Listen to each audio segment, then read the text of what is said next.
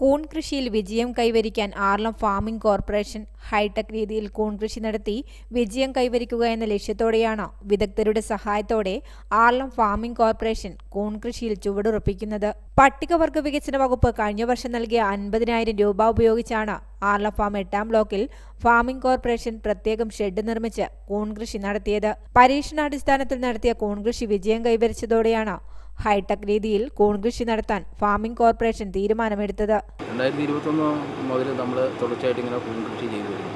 കഴിഞ്ഞ വർഷം നമുക്ക് ആ പട്ടികജാതി വികസന വകുപ്പിൽ നിന്ന് ലഭിച്ച 50,000 രൂപ ഉപയോഗിച്ച് നമ്മൾ ബ്ലോക്ക് 8 ഒരു യൂണിറ്റ് ആരംഭിക്കുക. ആ യൂണിറ്റ് വളരെ ഫലപ്രദമായി കൊണ്ടുവരികയും നമുക്ക് അതിൽ നിന്ന് ഒരു വലിയ രീതിയിലുള്ള കൂണ് വിളവെടുക്കാനും അത് മാർക്കറ്റിൽ ഇറക്കി വിൽക്കാനും ഒക്കെ കഴിയും.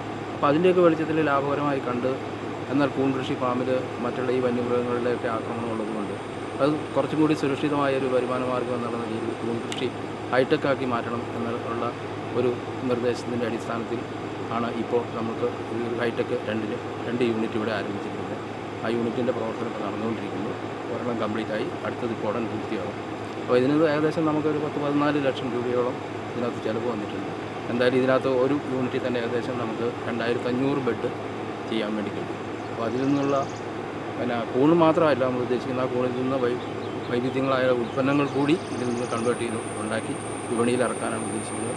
വിദഗ്ധരുടെ സഹായത്തോടെ ഹൈടെക് രീതിയിൽ ഷെഡുകൾ നിർമ്മിച്ചാണ് കൂൺ കൃഷിക്ക് തുടക്കമിടുന്നത്.